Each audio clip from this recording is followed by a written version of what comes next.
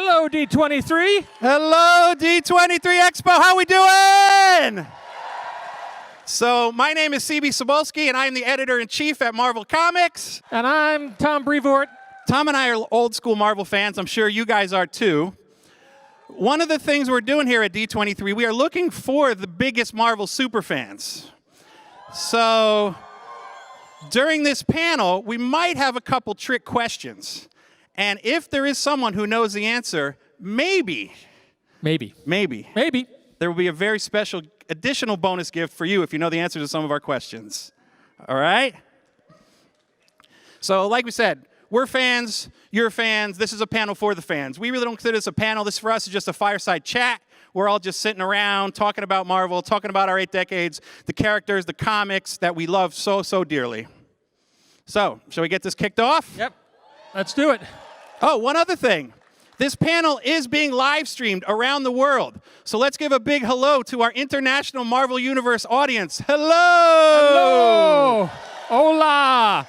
Wherever you are in the world, thank you for tuning in. Thank you for being a part of it. And thank you for making yours Marvel wherever you are. So, all right, why don't we start? Sit down. All right. Take a seat. Oh, that's comfy. Yep. So this isn't a bonus question or a trick question, but who knew the name of what the company for Marvel Comics was before we were called Marvel Comics? So Timely Comics.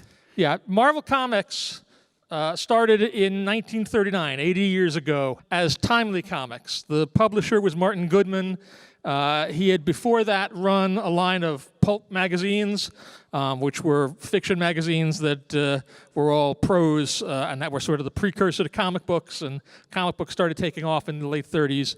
And Martin thought it'd be a good idea to get in on this new medium. And so he did so by launching Marvel Comics #1, which came out on August 31st, 1939. So it's listed there on the cover of the comic. Everyone could see there were, in comic book form, there were 5 characters who were introduced in this comic. Correct, Tom? Yes. And you want me to list them? Sure. Okay. Go ahead. I can read them there too. Okay. Well, no, we'll do this. We'll do this together. We'll work together as a team. Yep. We'll do this. Yes, there were 5 characters, original characters introduced in Marvel Comics #1. The cover character, the original Human Torch, the Submariner, the Angel, Kazar the Savage, and the Masked Raider, who was a Western Lone Ranger kind of character.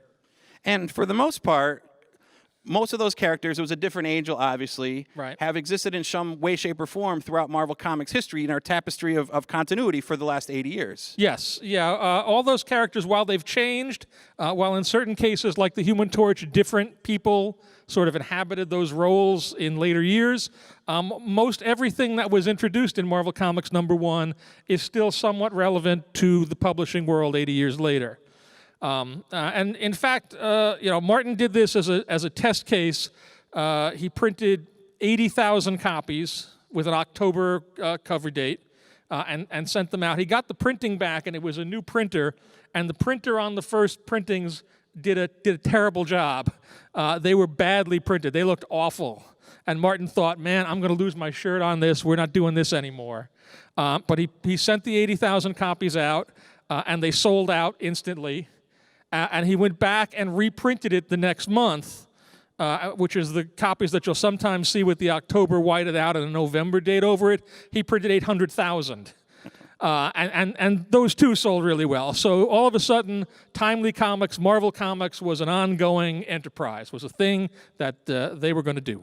And I remember recently, we were at an exhibition for Marvel Comics history, and they had an actual copy of Marvel Comics #1. And you mentioned, I think, was it there were less than 100 known copies in existence? It's something like that. There are only about 100 of those, at least that are known to still exist in the world, because it's 80 years, and there were paper drives, and a lot of moms threw young people's comics away, and that's why they're valuable today. Great. So let's start with our first question, see if anybody know the answer to this. So Marvel has a history of our characters teaming up, of going into each other's books, of crossing over. It's this big interconnected universe in comics, in the games, in the Marvel Cinematic Universe. But who knows the comic that featured the first Marvel team-up? Can anybody name that comic? No, Secret Wars comes later. We're going to be talking about that. Good guess, though. A little bit before Secret Wars. Spider-Verse, nope. Invaders, no, Invaders is close. It's a good guess. Nope, nope, nope. Marvel Team Up's a good guess, too. All right. Unfortunately, I don't think anyone would really get this. Yeah. Marvel Mystery Comics number 9. Yeah, Marvel Mystery Comics number 9. They'd only done 9 issues of this comic, and this had an idea that seems like an obvious idea to us today because we've been doing it so long. But up till Marvel Mystery Comics number 9, you never got characters from 2 separate series interacting. The original Human Torch was a fire guy, obviously. The original Submariner was a water-based hero and was kind of more of an anti-hero. He came from Atlantis. His people had been wronged by the surface world, and he kind of came to Manhattan on a rampage. And so as a big story stunt, Carl Burgos, who drew the Human Torch, and Bill Everett, who originated the Submariner, took the 2 characters and put them at odds with one another for 22 pages. And this was a huge sensation. And it's also the first inklings of what we now know as the Marvel Universe. The real, one of the fundamental ideas of the Marvel Universe is that all of the crazy, ridiculous, superhuman characters we have, heroes and villains, all exist in the same world, in the same space. And at any given point, they can encounter one another and battle one another or have relationships with one another. And that all started here. And this was the first time anybody, not just in comics, but anywhere, had done this. It's a crazy thing to think about, but before this, you wouldn't have seen, Aliens versus Predator. Nobody had done it. So were there more than 100 copies of this comic in existence? There probably are, but not too many more than that. All Maybe right. 200? Wow. So, Captain America. Captain America number 1. Captain America was, in the 1940s, Timely's big character, big comic. The character was created by Joe Simon and the great Jack Kirby, which is a name you'll hear an awful lot over the course of the next hour. This first issue of Captain America was released in December of 1940, and that's noteworthy because at the time it was released, the United States was not yet involved in what would be known as World War II. So this cover of Cap socking Hitler in the jaw, this was a pretty provocative image in December of 1940. This is the equivalent of Captain America today punching the head of state of another nation, and so it was very clear where Timely Comics came down in terms of the world situation, and where Captain America sat in terms of what was going on in the world, even though America was not a part of the war effort just yet. And then America eventually entered the war. Cap became kind of a character that the troops could rally around. He was quite symbolic, to the U.S. Armed Forces around the world throughout the conflict. Yep, and to the rest of the comic book world. Like in 1942, every comic book publisher, large or small, had a star-spangled character that was basically Captain America in a different outfit. They had a lot of major liberties and Colonel Stars and Stripes, and most of whom are not remembered anymore because really the secret of Captain America was Joe Simon and Jack Kirby.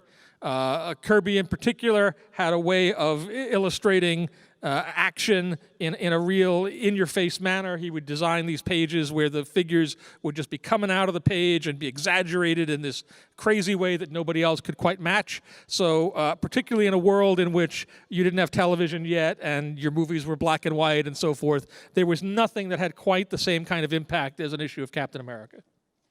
And then after the war, Captain America kind of faded in popularity. All the superheroes. The superhero genre kind of faded, but Timely kept on publishing.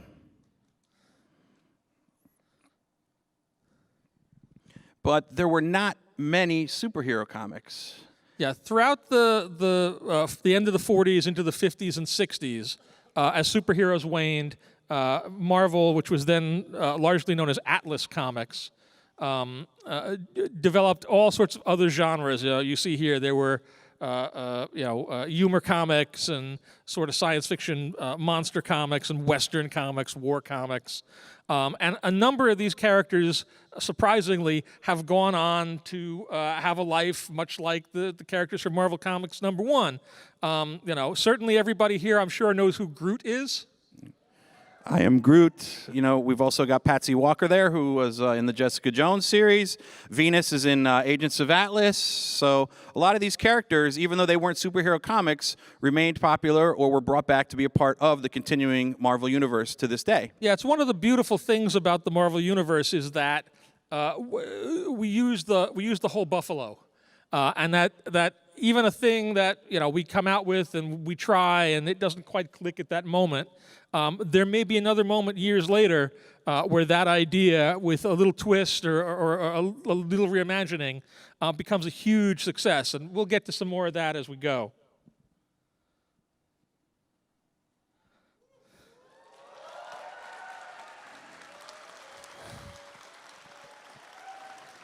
So, the men that made the comics, the reason that a lot of us are here today.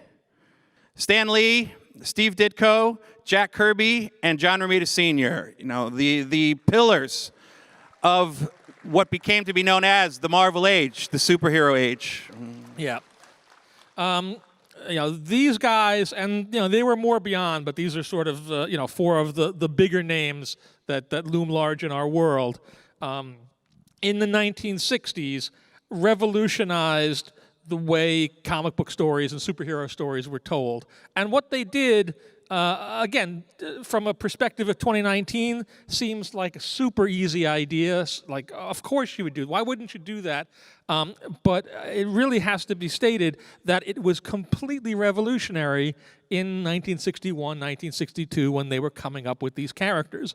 And what they did was very simple. Most superhero stories up to this point had basically been about the superheroes as costume figures, solving complicated mysteries and contending with villains and doing all of that stuff. But there wasn't a lot of depth to any of the characters. They were so interchangeable that, it used to be said that if you put all of the Justice League in an airplane and had the balloons with tails going to the airplane, not only couldn't you tell who was talking, it really didn't matter who was talking.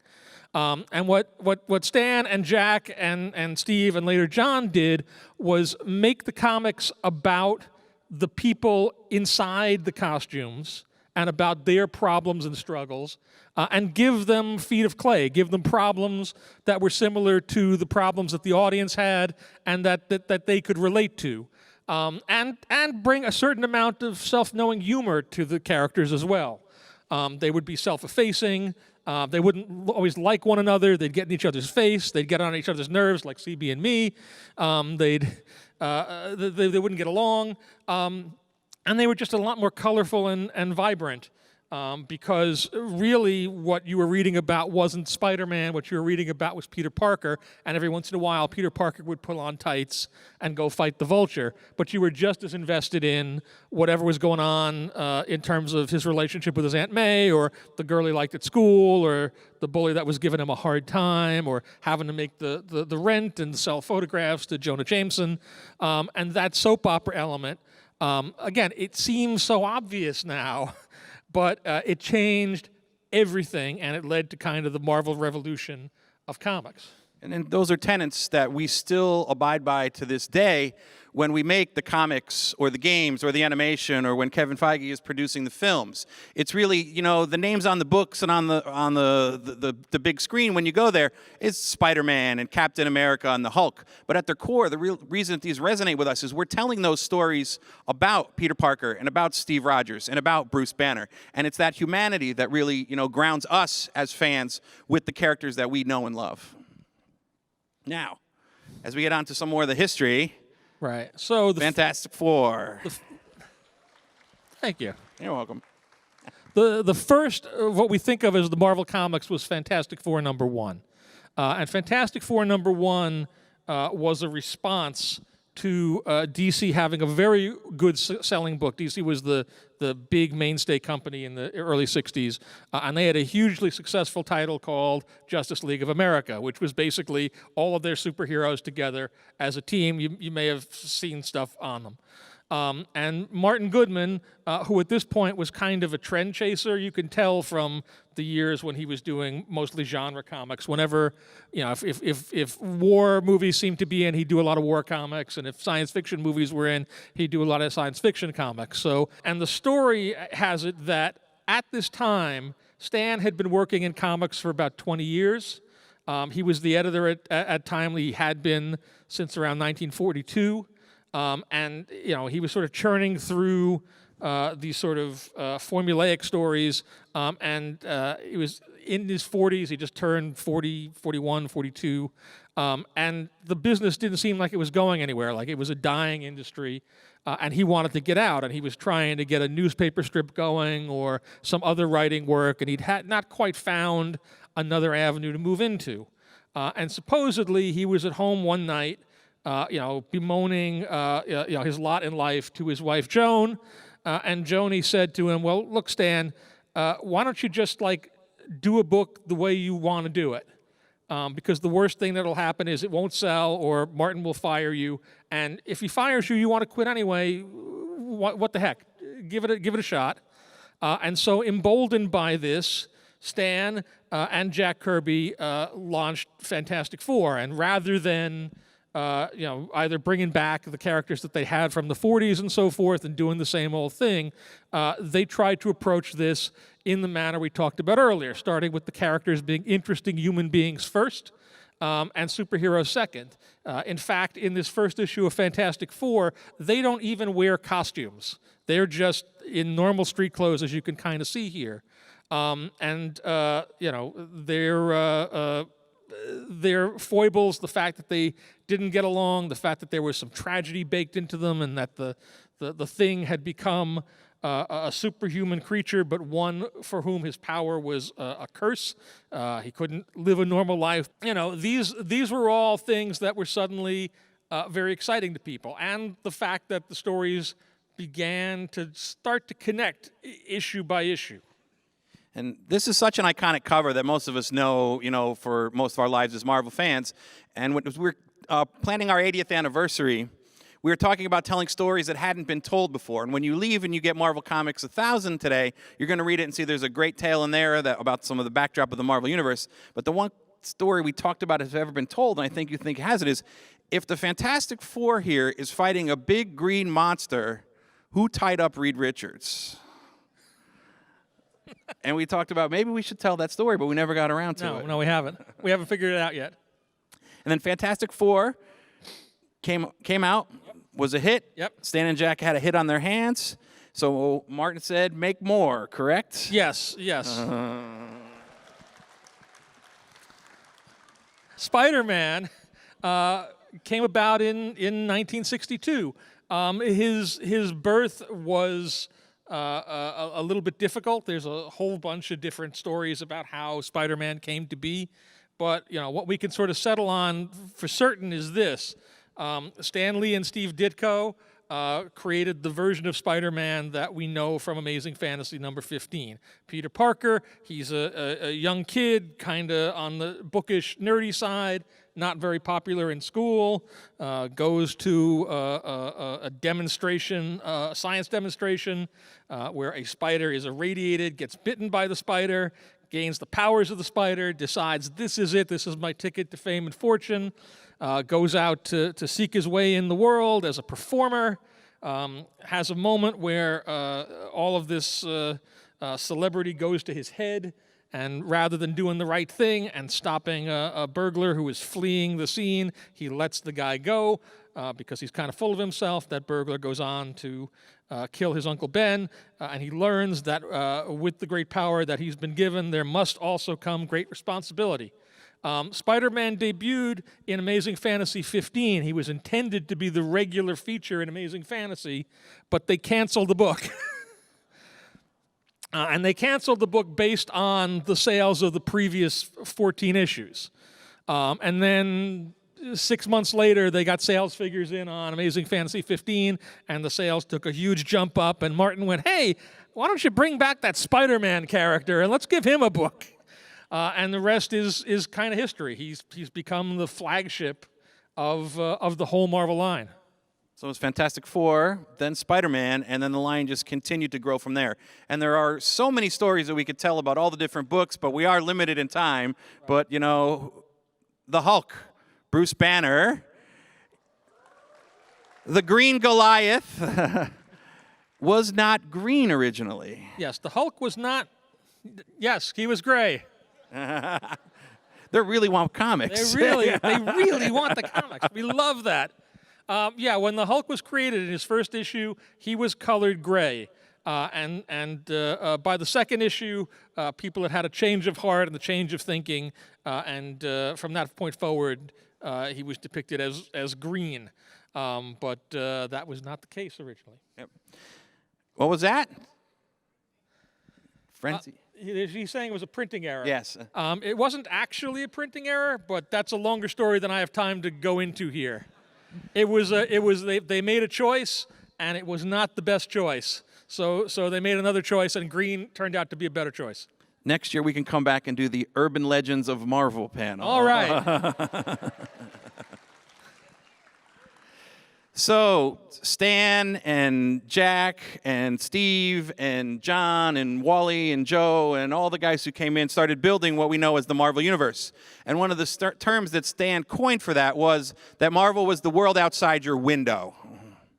You want to explain a little bit about it, or? You're good. Yeah, because Marvel Comics is the real world. Unlike a lot of other comic book companies at that time that created these fictional worlds with these, superheroes that really weren't all that relatable, Stan really wanted to make sure that not only were the characters themselves relatable through their heart and their humanity and their humor, but also that these surroundings, that the places that these characters lived were real places, and that the events that happened in the books were a reflection of those periods of time. So Marvel Comics, to this day, are really on the cutting edge of reflecting what's going on in the world. They're still escapism, but they're relatable in that way as well.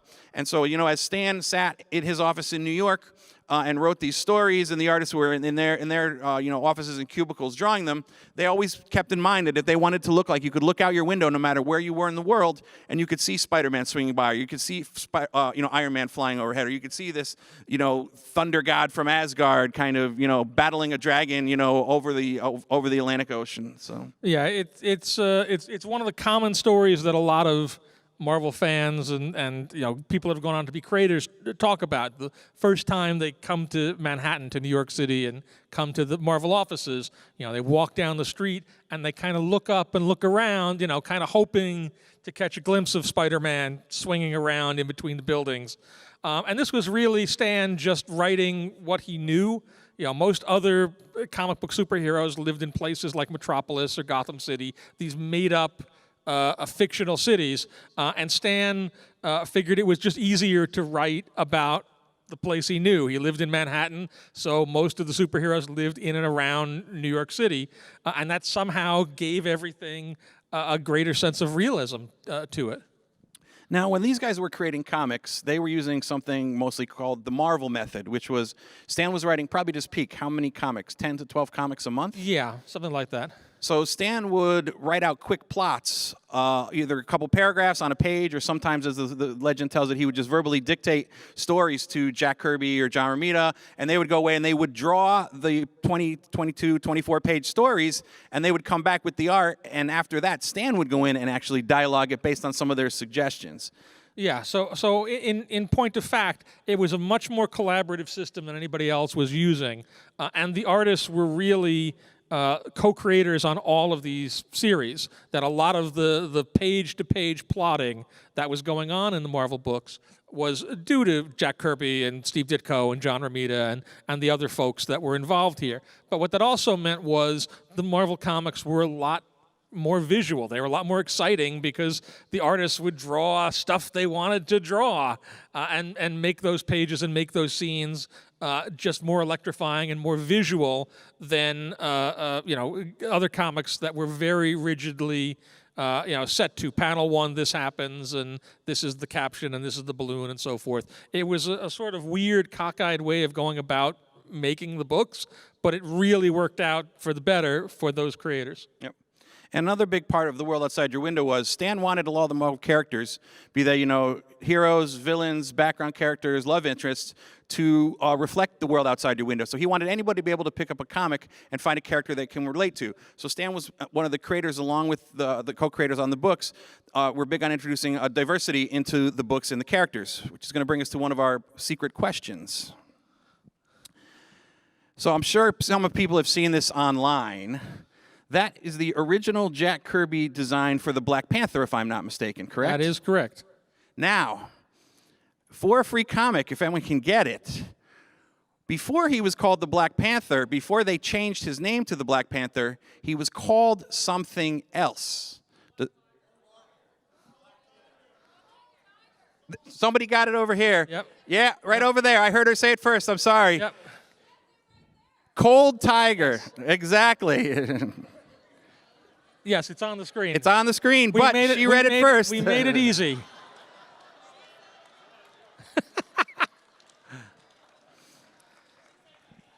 So the Black Panther, as we know him, Prince T'Challa, was originally the Cold Tiger, who looked like that, but he was changed to the design that we know and love in the Fantastic Four. Yeah, this was in 1966.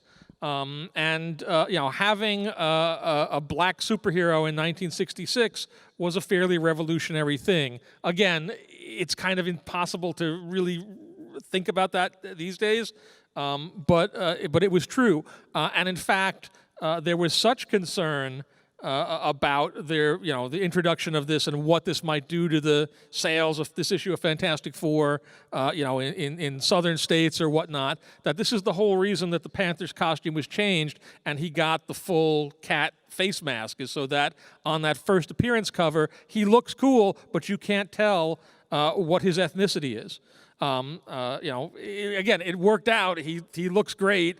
It was a great moment, but there's a little underbelly to it that's not as wonderful. Yep. And along that time, along the same theme of The World Outside Your Window, there were Marvel Comics reflected some of the problems that were going on, in American society at that point. Who remembers this? Anyone? The growing drug problem in America back then. Yeah. It was the Go ahead. It was the 60s. This issue is actually noteworthy because if you look at that Spider-Man cover on the left, in the upper right corner, there is no Comics Code Authority seal. The Comics Code Authority used to be the sort of self-censorship body that the comics had in order to keep everything clean and above board. This issue of Spider-Man and the two that came after it were published without the code. And the reason they were published without the code was the division of the U.S. government came to Stan and asked him to do an anti-drug story in one of the Marvel comics. They knew that Marvel had a growing college readership and that they really paid attention to what was going on there, and they thought it would be a good way to get the message out about the dangers of drug use. Stan didn't know a whole lot about the contemporary drug culture, but he did a very nice story. There's a few panels from it there. Unfortunately, the Comics Code stipulated that any mention of drugs was forbidden, and they rejected the story. And Stan went to them along with Martin Goodman and said, but the government asked us to do this. And the code said, nope, it's against the code, we won't. And they went ahead and published it anyway, which was a fairly brave thing to do because they didn't know if they'd get distribution, if they were going to have any kind of blowback on this. And as it turned out, again, they got a lot of good publicity and write-ups. And after this, the code was revised to sort of bring it up to date in the late 60s and early 70s, and to make stuff like doing a drug story that was an anti-drug story, making that allowable under the rules of the code. And we stopped using the comic code when? Early 2000s or late 1990s? It's the early 2000s, around Yeah. 2001. Yep. So there is no comics code now. They're gone. So anybody remember this stuff? So we always like to say that Marvel and a lot of what Stan was doing was the precursor to modern social media. And you might laugh when I say that, but I think we truly do believe that, because Stan was one of the first people to go in there and really pull back the curtain and have a direct dialogue with fans in so many different ways. And here you see some of the examples from, the Mighty Marvel Marching Society to the Friends of Old Mary Marvel, FOOM, Stan's Soapbox, the Bullpen Bits, and even the Marvel No Prize. And also, I think Marvel was one of the first modern fan clubs as well, correct? Well, they certainly had a fan club. One of the things that Stan was very good at in his text pages, on his letters pages, in such, is, as CB says, talking directly to the audience and making all of the people who were working on the comics, including himself, as characters almost as broadly drawn and vibrant as the superheroes that you were reading about. That he would give everybody personalities. He wouldn't just be Stan Lee, he'd be Smiling Stan, and Jack Kirby would be Jolly Jack Kirby, even on the days when he wasn't so jolly. And he would talk about the things that were going on, and he'd provide a real dialogue back and forth with the audience that just created more of a sense of you being a part of the club, you being an insider and a real part of Marvel in a way that other comic book publishers of the time just didn't understand and didn't do. Again, as CB says, it's the same kind of thing that you see today everywhere on social media, but Stan was doing it with the technology of the 1960s. So there's a lot of buttons and bumper stickers and weird fan club paraphernalia. And there was a record, right? Yeah, there was like a flexi disc record where Stan got all the people to go out to a recording studio and joke around for 20 minutes. And this stuff really made, again, Marvel feel like, your circle of friends, like your buddies who are all hanging out and swapping stories and having a good time. And up there in the top, I believe your right-hand corner, you'll see what's called the Marvel No Prize. And for those who don't know what the Marvel No Prize was, that was a thing that Stan did as continuity started growing, because they were writing all these comics and creating these new characters and having this interconnected universe. And sometimes mistakes would get made. Something would be colored wrong, or they would reference an adventure that's the first adventure, but they'd met the character before. And the No Prize was created. So what it was if you recognized a problem in Marvel Comics, or there was a glitch or an error in the continuity, you could write Stan a letter, tell him what the mistake was, and come up with a solution, how you would fix it. And if you did that and he liked it, he would send you that envelope empty. And it was the Marvel No Prize. Yeah, that envelope actually was an outgrowth of things. Like first, Stan had said we're not going to give out any prizes, for this sort of thing. There are no prizes. He started using it as a term, so people would send in their mistakes and solutions, and he'd say, right, you get a no prize. And people would write to him and go, I've been waiting, and my no prize hasn't shown up. Where is my no prize? And Stan was clever enough to go out and print these empty envelopes that said, your no prize is inside, and they would seal them, and they would send them out, and it would show up. And then after that, he would start getting mail that said, I think my no prize fell out in the mail. There was nothing in the envelope. And now people just go on Twitter and call us useless idiots. We've cut out the middleman. It's a lot easier now. And then one of Stan's other great ways to interact with the fan was, of course, the Fantastic Four fan page, the letters page that they would run in the back of every issue of comics. A lot of people that we know and love have been published a lot in these comics. I myself have had a letter published in the comic. I remember when it was first done. I was at the comic shop. I opened it up, and there's my name in the comic book. And I said, oh, my God, look, I'm a published writer. And my mom was so impressed she bought every copy.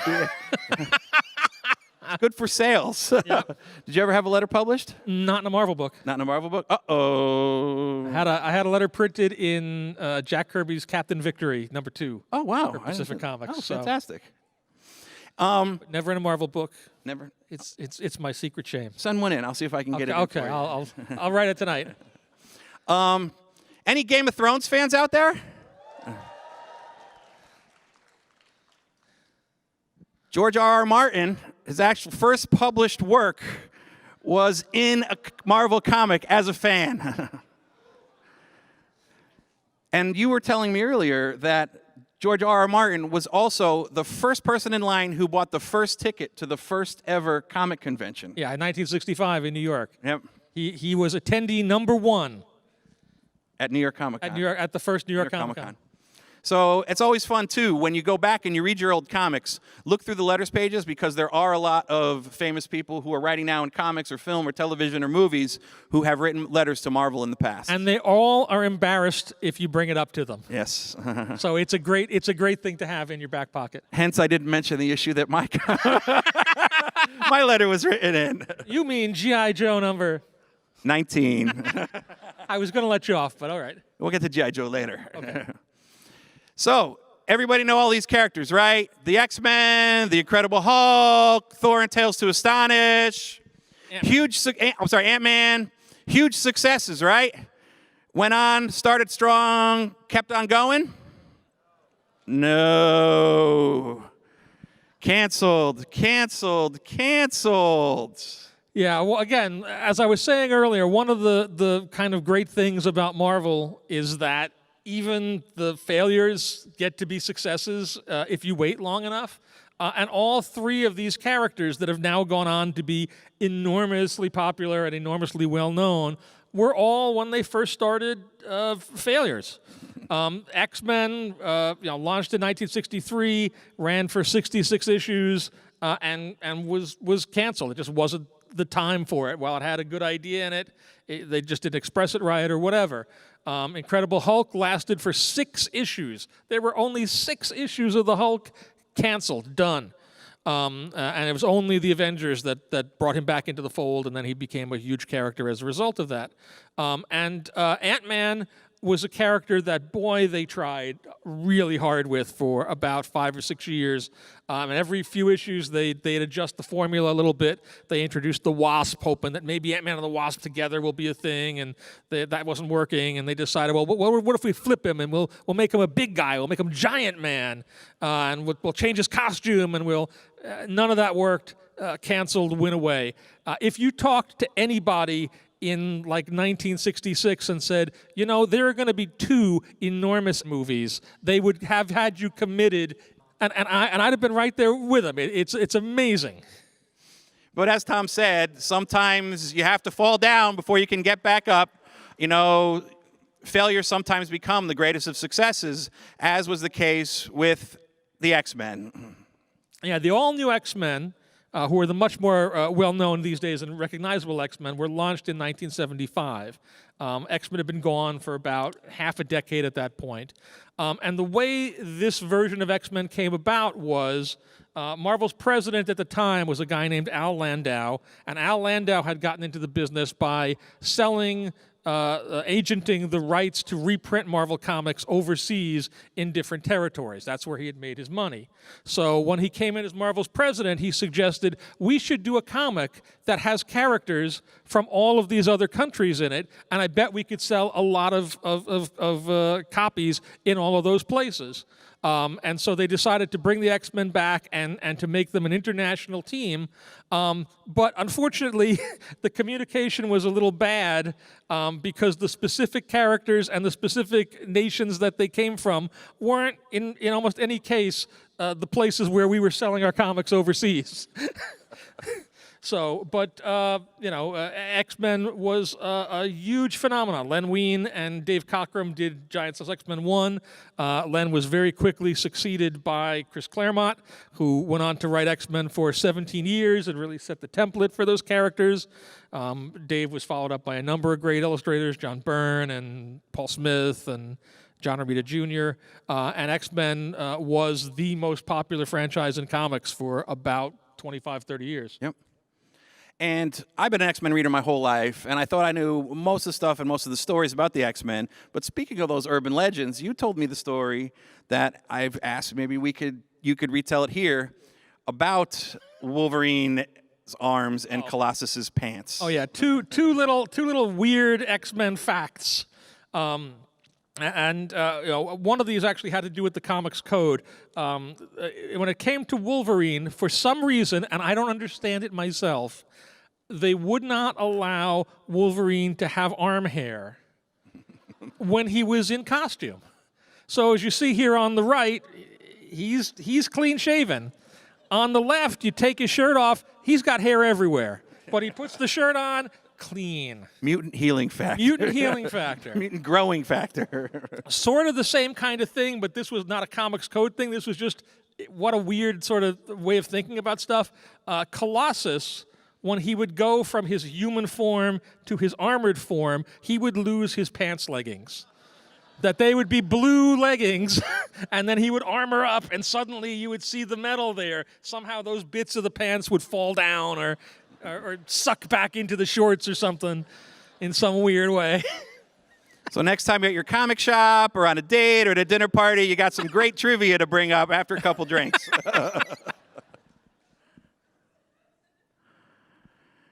Now, moving on, other kind of controversial things that are happening in comics at the time, kind of other firsts. The death of Gwen Stacy, which was one that was quite controversial because it was not the first time a character died in comics, but the first time a major character really passed away, and there was a huge fan outcry about this. Yeah, this was a big deal. Nowadays people know Gwen best from her appearances in the various Spider-Man films. But Gwen had been Peter Parker's longtime girlfriend in Spider-Man, since the very early '60s, and the fact that she, was killed off in this fashion was shocking to people. During this time, Stan was the publisher of Marvel. And he would go on personal appearances, speak at colleges, much like this, but a lot better. And he would talk to people about it. And this book came out, and everywhere he went, fans were upset, and they would throw things at him and go, "Why did you do this? Why did you kill Gwen Stacy?" And he came back to the offices afterwards and went to writer Jerry Conway and said, "Jerry, you got to do something. You got to bring her back. Help me out here, pal." And this was the origin of the Spider-Man clone saga. That the way Jerry got around this was he introduced Gwen Stacy's clone, and then there was the Spider-Man clone, and that became a whole snowball that kind of grew out of control as a result. It was as shocking a story from a story point of view as had ever been done in comics before. In the continuing stride to make Marvel feel like the world outside your window, Stan kept introducing more characters. One of those great characters was Luke Cage, the hero for hire. I know Mike Coulter did such an amazing job playing Luke in the Netflix series. The other thing, though, the interesting thing about being kind of representing the world outside your window is fashion. Fashion never quite ages well. Nor do costumes. So when you go back and you look at a lot of these costumes, they're classic costumes. And old school Marvel fans, we love them. But people knew coming into these comics, look at these and go, "Oh my God, these comics look so dated." It's very much like looking at photos of what you were wearing 20 years ago. Yeah. So as you can see, here's Luke Cage's original costume. And so many people still love the costume, especially the tiara, which they did a great homage for in the first episode of the Luke Cage show. So, are we going to talk about the secret origin of Secret Wars? I mean, this is a comic that I still remember buying the first issue of. Was really the first event comic that Marvel or any publisher actually produced. And it is still a comic and a series that has repercussions to Marvel, to our publishing line, to this day. Yes. Where did it come from? Was it originally conceived as a comic book, Tom Brevoort? It was not originally conceived as a comic book per se. We had cut a deal to do a line of Marvel superheroes toys, and the toy company was wanting a comic book to tie in to their toy launch that would promote the thing that they were doing. And Jim Shooter and Mike Zeck took that on and did Secret Wars. And Secret Wars became a huge game changer in the world of comics. It was the first comic book series that took all the characters and put them in one big, massive, crazy story. But it all came back originally from a desire to sell and promote this line of toys. And it's interesting because while this did start as a toy line, it went on to become one of the most iconic comic book series. And it reflects one of the sayings that Stan used to have is great characters and great creators equals great comics. So it might not care where the idea comes from, if it's to sell toys or to create a TV show, but the right creators coming onto a book with the right, with the passion for it to tell the right story can really create a fantastic Marvel comic with what they have. Yep. And one of the big things that came out of Marvel Secret Wars was this change to Spider-Man's costume. The idea behind Secret Wars is all the heroes would go off onto this adventure on this far-off battle world, and they'd all come back somewhat different. And the biggest change was that Spider-Man was going to have this black costume. And this idea was debuted, and Jim Shooter came up with it and thought, this is great. Everybody will love this. We'll have a new Spider-Man. And all of the licensing partners went, what are you doing? You're changing Spider-Man. Spider-Man's our best seller. We sell so much Spider-Man stuff. You can't do this, Jim. So they ended up only intending to keep the costume for the duration of Secret Wars. That in Spider-Man, at the end of Secret Wars, Spider-Man decides, he realizes that the costume is alive and it's an alien symbiote that's bonding to him, and he throws it away and puts his old suit back on. But as soon as the book started coming out, they were enormously popular. And as soon as the licensors found out about it, they suddenly were getting requests from all of their accounts going, we want the new Spider-Man too. And they were like, we have 2 Spider-Men we can sell now. That's twice as good. You got to do more of this, Jim. And so the black costume ended up sticking around and being a regular thing and leading to its evolution into Venom. The big Spider-Man villain of the late 90s, late 80s, and all through the 90s and 2000s. Exactly. And, a lot of people don't know, speaking of toys, that Marvel originally back in the day, especially in the early 80s, told a lot of stories with licensed properties. And not just did we create comics for these toy companies like Hasbro and G.I. Joe, but a lot of the storylines for those 2 properties particularly were developed by Marvel. You might have seen this on the Netflix, The Toys That Made Us. Yeah. They've gone really into detail on this, but there were comic book creators that were hired through Marvel to create these kind of histories that went on to popularize the toy lines. Yeah. Before Star Wars came out, George Lucas and the folks behind Star Wars were worried that it wasn't maybe gonna hit, which is a crazy thing to think about today too. And one of the things that they wanted was they wanted there to be a Marvel Comics adaptation that came out before the film to kind of prime the pump and get people excited and understanding what their movie was about. And so, there was a deal cut, and Marvel started doing Star Wars comics, and the first 2 or 3 issues came out before the film even opened. And these turned out to be the most successful comics Marvel ever published in the 70s. They went through multiple printings. They were reissued as treasury editions and digests and paperback books, and literally Star Wars as a comic saved Marvel at a time when not a lot of comics were selling very well. The sales of just those Star Wars movie comics brought in enough money to keep Marvel going. Yeah, and recently, it was about 5 years ago, Star Wars came back to Marvel, which was great. And then last year, Conan, which was a comic that we published for years back in the 70s, was relaunched at Marvel with Jason Aaron, Mahmoud Asrar, and Matt Wilson. Has been doing phenomenally for us and has led to a number of different series.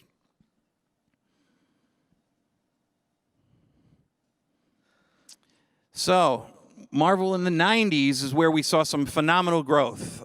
So many of the creators today who came onto books and really made an impact with their styles and coming onto characters, changing the storylines and creating new characters. For example, you want to tell the story about how kind of the progression of some of this stuff went, Tom? Yeah. This is Spider-Man #1, which at the time was the best-selling Marvel comic ever done. It was written and drawn by Todd McFarlane, who many people know and love today from from Spawn and from his toy lines and all the other stuff he's done. He was a hugely successful creator on Spider-Man, and so at a certain point they gave him his own Spider-Man book to write and draw, and he did issue 1. They released it. We sold 2.5 million copies. The editor-in-chief at that time was a man named Tom DeFalco, and at the end of the year, Tom went to the bosses at Marvel to get his publishing plan, marching orders for the next year, and they said, "You did great, Tom. Now do it again, but more." And Tom came back to the editorial offices and went, "We're boned. There's nothing we can do that's going to be as big as Spider-Man #1. Maybe if we do an X-Men #1 and we turn New Mutants into X-Force #1, this hot new team with this young creator Rob Liefeld. Maybe between the two of them, we'll be able to meet the sales of Spider-Man #1." And so they went ahead with this, and then X-Force #1 sold 5 million copies. Rob, are you here by any chance? I think Rob was here somewhere earlier, but Rob is here at D23, and we can't thank him enough. X-Force, which eventually later went on to introduce Deadpool, was a huge success for us. Then, right after that, was Jim Lee and Chris Claremont launched X-Men. And that sold 8.2 million copies. I think this still remains the Guinness Book of World Records it is the best-selling English language comic. It is the best-selling English language single issue. And so at the end of that year, Tom DeFalco went to the Marvel higher-ups for his publishing plan needs, and they said, "Good job, Tom. Now do it again, but more." And Tom came back and went, "Oh my God, what are we going to do now? Like, we lucked into this twice." And their answer ultimately was to do lines of books. And this is the origin of the 2099 line, which took the Marvel characters and reimagined them as they would be in the far-off future of 2099, which is now like about 6 hours from now.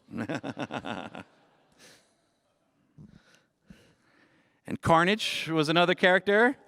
Yeah, another unexpected success. As Venom became more popular as a villain, he was a villain, but he was kind of an anti-hero villain. He had kind of a good side to him. All he really wanted to do was kill Spider-Man, but besides that, he was all right. And as he became more popular and he headlined a book of his own, the decision was made, like, we kind of want to get back to a villainous version of a symbiote character, and so Venom's symbiote dropped a Spawn, and that Spawn became Carnage, the even worse version of Venom, and Carnage, too, became a wildly popular character and an antagonist for both Venom and Spidey. Yeah, and this month we just launched Absolute Carnage, where the character still remains super popular. New series written by Donny Cates with Ryan Stegman. Yeah. And folks, we are running a little over here, but the kind folks at D23 Expo have given us a couple extra minutes. So if you don't mind staying, we got a couple more things, because Tom and I have been talking a little too much. But we should shut up. Try and fly through this stuff. Who remembers this? This was the gateway for so many people into Marvel. It's so fondly remembered. If Jordan White, our X-Men editor, was here, he plays the theme song on a ukulele for us in the office. Do-do-do-do-do-do. But this really was where, Marvel started growing in the 90s, becoming the phenomenon it was, and expanding out from just, the comic book line, and again, getting more mainstream attention through what we were doing in the animation worlds. And now, we're an hour over. We're an hour over? No, we're a little bit over. Holy smokes. No. But one of the reasons we're here is to talk about Marvel Comics 1000. This is the way that the major book that we have chosen to take and celebrate our 80th anniversary. You will all be getting a special copy when you do leave today. For those that don't know, it's very close to the 10-year anniversary of when Marvel became part of the Disney family.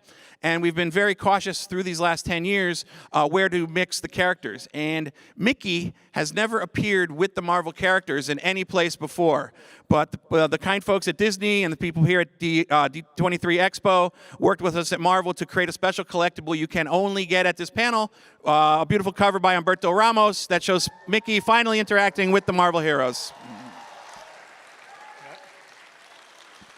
And the mainstream, the regular edition of the book comes out on Wednesday, so you're actually getting it a few days early. So please don't spoil it for everybody. Brevoort demands no spoilers, Spoilers. on Marvel Comics 1000. So, Yeah. Tom, why don't you tell us, this was your baby. Wonderful cover there by Alex Ross. Could you give us a quick rundown about what the fans here can find when they open the cover of Marvel Comics Yeah, 1000? very simply. Marvel Comics 1000.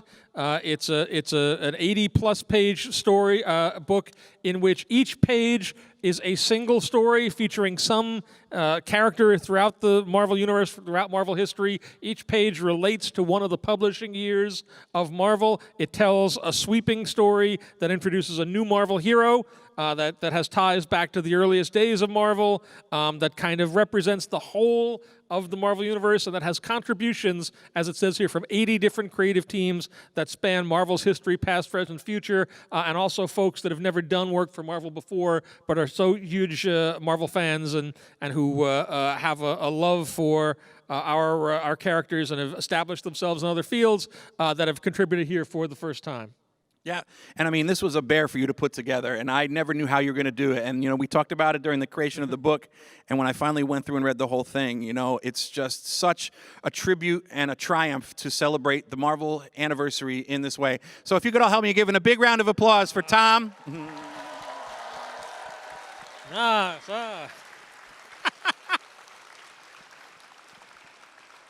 There's just so many characters, past, present, and future, who are going to appear in here, from, I don't want to spoil too much, from characters in the past, but if you're fans of America or Kamala Khan or Spider-Man or She-Hulk or the Black Knight, everybody's going to show up in this book in some way, shape, or form at some point. And the one thing I would recommend is this comic you are going to want to read twice, because you're going to read it through and you're going to get to the end, you're going to go, oh, I get it now, and then you're going to want to instantly go back to page 1 and read it all again, because it is such an enjoyable comic. So when you leave today, this is the cover that you will be getting. So Marvel Comics 1000 was our big celebration of the history, of the past of Marvel and its 80 years of publishing. And at the end of this year, the last week in December in 2019, we're going to be doing our next big book, which is much more about the future and what is coming and what is about to strike the Marvel Universe. That book will be called Incoming. It will be another massive 96-page whopper that you can pick up over your Christmas, New Year holiday. All we're really saying or showing about it is this teaser image. For those of you who saw that we presented a slate of different comic events over the year, this was the teaser that is December. We're giving away a little bit more here. So, Tom had just wrapped Marvel Comics 1000 after a year of hard work. He said, whew, I'm putting that baby to bed. I said, Tom, I have an idea where you could do it all over again. He goes, oh, what, in 10 years for our 90th anniversary? And I said, nope, 10 weeks, last week of December. Get cooking. But this book really is something that so many of our current creators are working on, going to really set the course for what you're going to be seeing in the Marvel Universe in the years to come. In 2020, yeah. 2020. So, I just want to say thank you all for coming. Thank you for being Marvel fans. Thank you for celebrating these 80 years with us. And please, get your comic on the way out and enjoy the rest of D23 Expo.